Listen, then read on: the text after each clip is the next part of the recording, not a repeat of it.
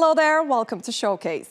Back in 2007, Hollywood writers went on strike to protest against unfair payment for shows offered on the internet. And now they've laid down their pens once again, but this time the enemy is streaming services. It's not going to stop. Fans might have to wait a long time to see the new episodes of some of these shows. Let us step outside. Hey, hey! Oh, oh! Corporate greed has got to go! That's because the Writers Guild of America is on strike. Hey, hey! This happened after the union's talks with the Alliance of Motion Picture and Television Producers collapsed. The writers demand higher pay, minimum guarantees of stable employment, and a greater share of profits from the boom in streaming. For decades, writers were paid residuals from each reuse of their material, such as television reruns or DVD sales. Though with streaming, writers simply get a fixed annual payout. When we create a show for Netflix, for example, it stays up on their platform, and that has value because subscribers are watching it and rewatching it. You know, streaming has changed everything, and right now the current pay system is outdated, and this should have been addressed 3 years ago, but because of the pandemic, the Writers Guild very graciously chose not to fight this battle because we were all in the middle of a worldwide calamity. So now, in those 3 years, it only blew up into an even bigger issue. For now, other US writers' unions haven't joined the strike but are showing their support. As is Jimmy Fallon. Unlike TV series or films, the strike has had an instant effect on late-night shows. I support my writers, but we have a lot of staff and crew that will be affected by this, but they got to get a fair deal. So, yeah, I'll do whatever I can to support them. The last time Hollywood writers went on strike was more than 15 years ago. Back then, the problem was the rise of internet and issues regarding DVD residuals and video on demand. It lasted 100 days, had a negative impact on fan favorites such as Ugly Betty, Breaking Bad and others, and also cost LA's entertainment economy around $2 billion. Today, the Writers Guild of America accuses studios of trying to create a gig economy in which writing would become an entirely freelance profession. We're living in a gig economy where you work a job that used to be something that sustained a life, and now it's one of 4 jobs in a given year. It's not consistent work that you can't count on, and that's no way to move through life, to actually build any kind of financial security. It used to be financially secure to be a writer, and that's no longer true. And they're trying to make sure that that remains untrue. Another growing concern is the future impact of artificial intelligence on writing. We're not totally against AI. There are ways in which it can be useful, but too many people are using it against us and using it to create mediocrity. They're also in violation of copyright. They're also plagiarizing other people's stuff. It's a problem. The longer the strike continues, the wider would be the implications, and that's why the industry fears a ripple effect. But even once it's over, as long as the tech keeps changing at this pace, there may always be a new threat around the corner. Writers are for entertainment!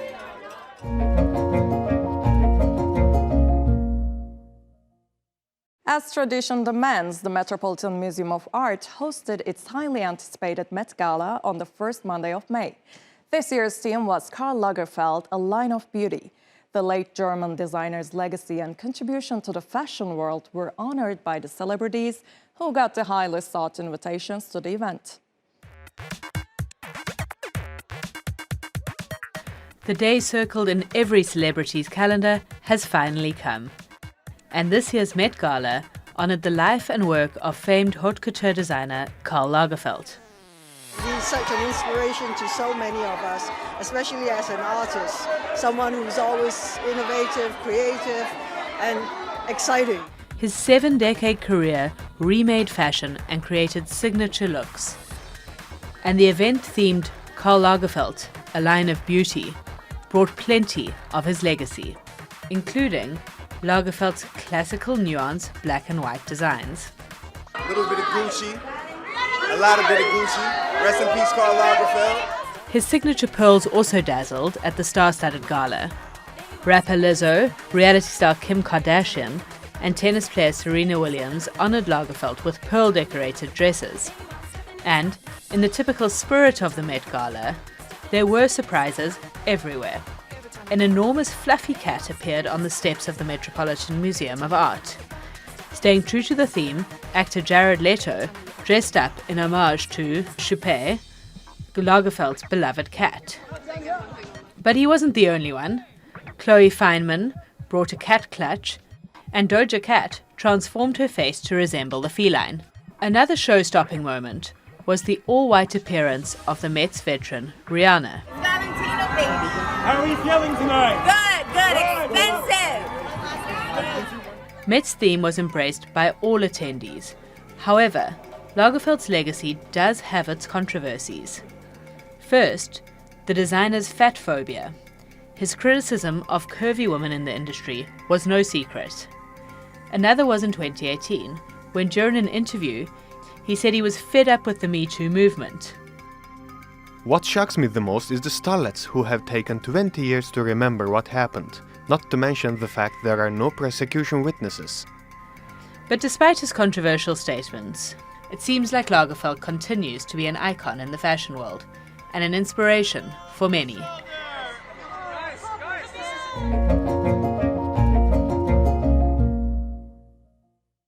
As we just mentioned, the star-studded Met Gala paid tribute to a fashion giant.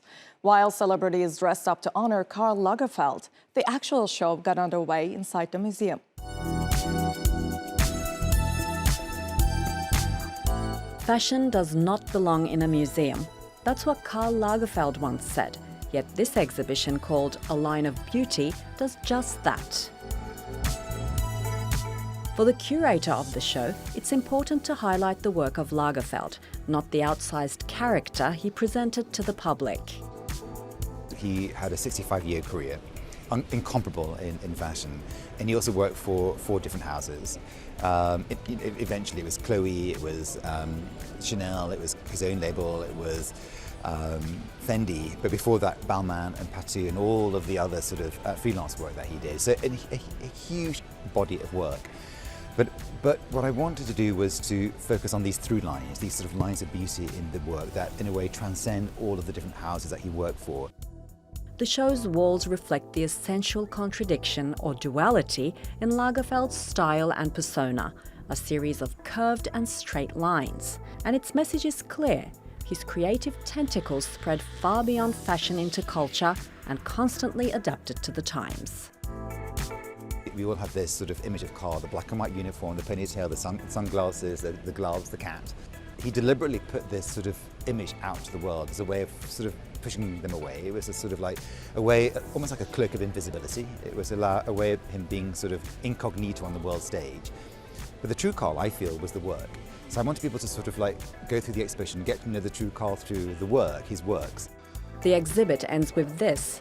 It's an illustration of how the designer started using his phone increasingly in his creative process, and of his huge collection of smartphones.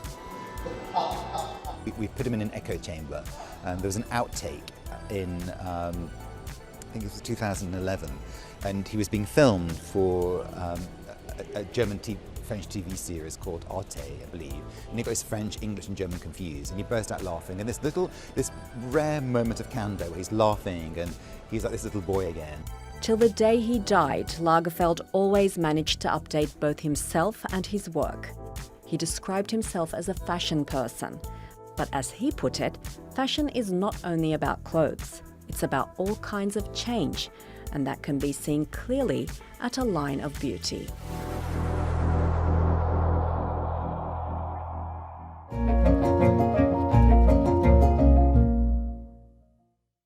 85-year-old conceptual artist Sarkis is best known for his installations that reflect his primary themes, such as memory, trace, and place. And although he's been living in Paris since the 1960s, earlier this week he came back to his beloved city of Istanbul and launched his latest exhibition just 300 meters away from where he was born.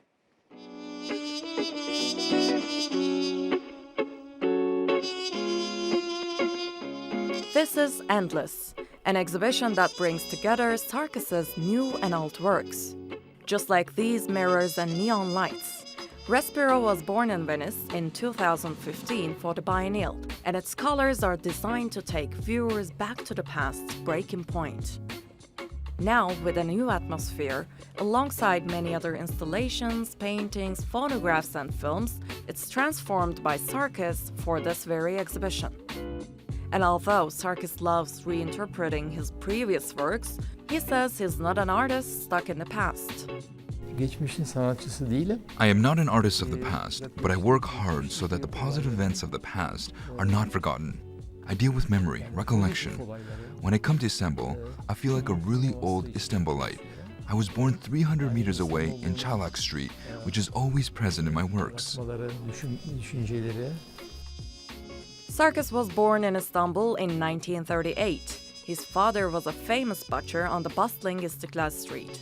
And one day, in that butcher shop, as Sarkis was wrapping meat for customers, he saw Edvard Munch's famous scream on a magazine that became a trigger for him to start making art. The Armenian-Turkish artist studied painting and interior design, then moved to Paris. And although he's lived there since 1964, he's still very much connected to his roots, as his work often reflects his personal history through everyday objects. I have never produced a work without thinking about Istanbul or Turkey.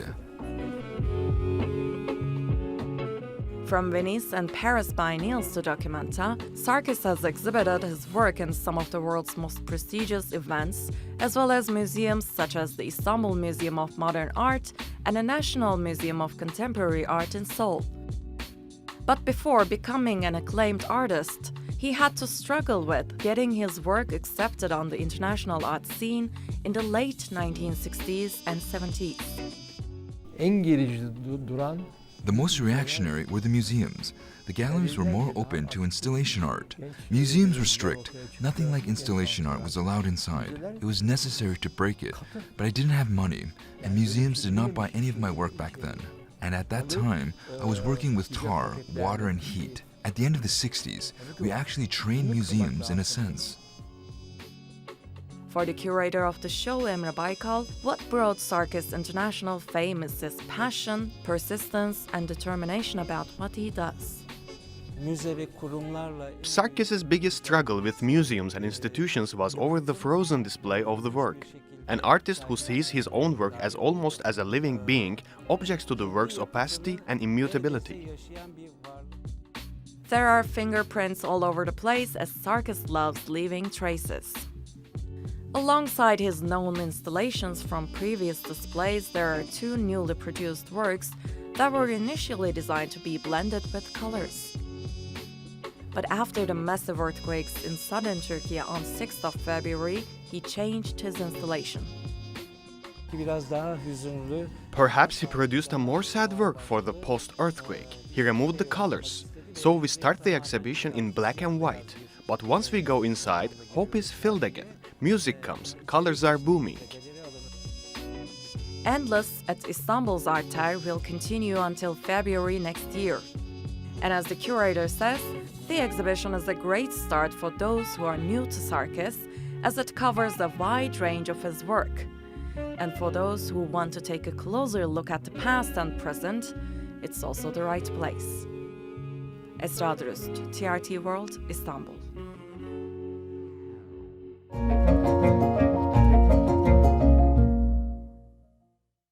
The National Frederick Chopin Institute in Warsaw has reopened after months of renovations. Among the items on display are the composer's manuscripts as well as his last piano. Here's more. This piano belonged to Frederick Chopin. Still perfectly in tune, it dates back to 1848. It's on display at Warsaw's National Frederick Chopin Institute, where some major changes were made to make the conditions right and the collection even more interesting. The main reason of this refurbishment was to create a good atmosphere, a good air condition for the originals, for the original objects, because they are very sensitive, and we've got to be very careful when we show them to the audience. And at the same time, we wanted to change some ideas of the exhibition itself, showing more of the originals. Letters Chopin wrote to his companion Georges Sand and some satirical drawings she made of him have been added to the old display of manuscripts of Chopin's music. More personal items and paintings of the composer by various artists are also among the new additions. Especially after the pandemic, we realized that people are overwhelmed, oversaturated with things that are not original. They had enough of it, and they wanted more originals. They wanted to touch the real thing. They cannot touch the letters, obviously, but they can almost touch them. And that was the reason for change. Be original, and we are. The letters also give an insight into Chopin's literary talent and reveal he was a man of many skills. The letters which are on display here are the absolute originals, certified, verified by our experts, and these are the letters he wrote himself, and they are at the heart of our collection. They are, well, romantically very inspiring, because when you read them, you get very close to Chopin, who was quite a literary man, I have to say. He wrote in beautiful Polish and in a very imaginative way. And then when you see his handwriting, it makes you a bit like, you know, like going on a time vehicle. You feel transported to his age and to his drawing room. With more than 7,500 items on display, this is the world's largest collection of Chopin memorabilia, and a visit here does have the feel of a time travel.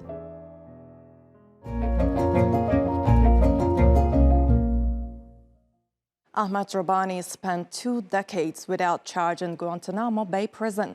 He was tortured, humiliated, and even had to resort to a hunger strike. The only escape he had was art. And now, after being finally released, Rabbani has opened his first exhibition in Karachi. Let's take a look. A gallery full of visitors, art all over the walls, and a proud artist showing his work with a smile on his face. It looks just like any other exhibition. But these are the paintings Ahmet Rabbani made during his 20-year false imprisonment at Guantanamo Bay. I started painting between 2010 and 11, but after we started the hunger strike in 2013, they did not allow me to paint until 2016. They destroyed most of my artwork. A few pieces survived, which I sent to my home in 2011. They destroyed the rest. Rabbani's lawyer described his paintings in writing to some Pakistani artists. The exhibition, titled The Unforgotten Moon, Liberating Art from Guantanamo Bay, is a collection of the reproductions of those descriptions and some original paintings Rabbani managed to get out. They were made in much harsher conditions. They didn't provide us with any painting materials. In the last 3 to 4 years, the guards would give us just one color at a time. They would then take it back and give us another color, but never more than one color at a time. 2 works stand out. One is a painting of a prisoner in a wheelchair. Rabbani says he was in it many times in detention. The other is of a room where Rabbani was kept for 2 years without even a blanket or shoes. It's difficult to decide what's more striking, the artistic expression or the underlying trauma. When I started looking at his work, the way he applied the work, the way he expressed it, the choice of colors, the fact that he is someone who did not have a proper art education from an institute, it is exceptional for someone to eloquently express the kind of trauma that they went through onto a surface in the way that he has. Rabbani is perhaps the embodiment of human resilience, and what he has been through is beyond definition. The value of his art is not in the materials he used or even in the subjects he painted. It's in the escape it provided from a seemingly unending ordeal.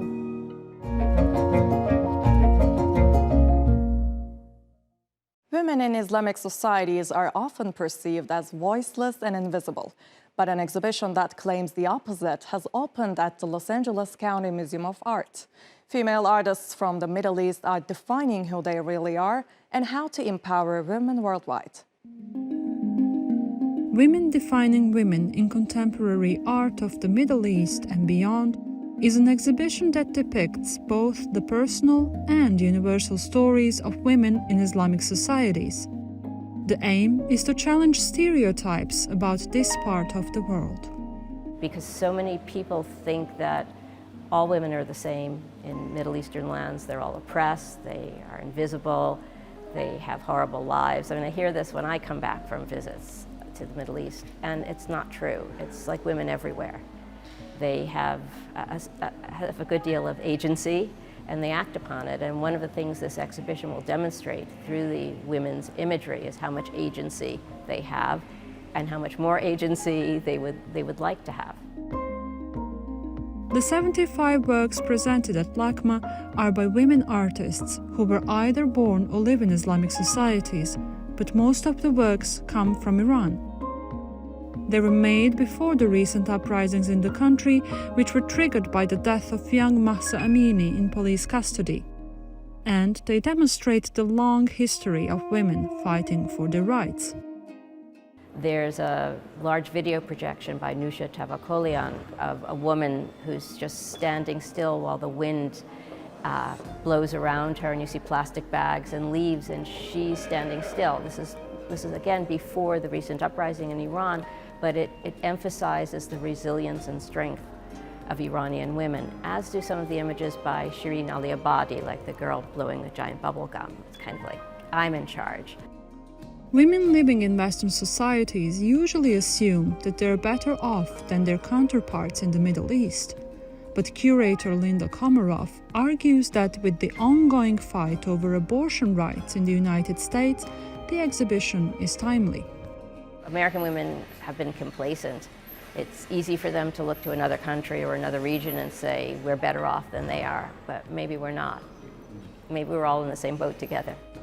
These powerful narratives that express personal and, more importantly, universal concerns will remain on display until September 24th.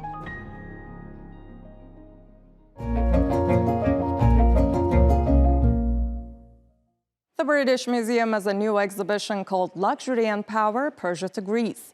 The objects dating from between 550 to 30 BC showcase not only the craftsmanship in Southeast Europe and the Middle East, but also what luxury meant to the ancients. Luxury and Power, the newest exhibition at the British Museum, dazzles with luxurious gold, silver and glass artifacts, and offers visitors a glimpse into the meaning of prestige for the ancient Persians and Greeks. Particularly, it's looking at how luxury was used as a political tool and stretching it across several different ancient cultures that span the Balkan Peninsula, Middle East, all the way through to Central Asia. And we know a lot about this particular period we're looking at, which is the later half of the first millennium.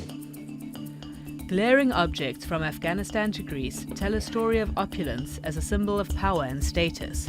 Among the pieces are an oak gold wreath with tiny acorns made from gold, and beautifully crafted gilt silver drinking vessels. They are believed to be from the time when the Persian Empire clashed with the Greeks. But one of the most eye-catching artifacts is the Panagurishta treasure. Its homeland is Bulgaria, and the last time it visited the UK was in 1976. There's not one star piece, there's 9 star pieces, but they kind of belong together. And that is a treasure called the Panagurishti treasure that was found in Bulgaria in 1949. 3 brothers were digging clay for bricks in a local brick pit near the city of Panagurishti, and their spades rang against something metallic. And what that turned out to be were 9 gold vessels in stunning condition from an ancient feasting set, probably associated with an ancient king from a region called Thrace, ancient Bulgaria. 8 of the objects are raita, conical containers used for drinking or pouring liquids during a ceremony. And there is also a richly decorated golden bowl. Luxuries that were once as much a sign of decadence as they were a mark of political authority and power. The exhibition will remain at the British Museum for the next 3 months until mid-August. That's it for this episode of Showcase. I'm Esra Drust from me and the whole team here in Istanbul. Thanks for watching and bye for now.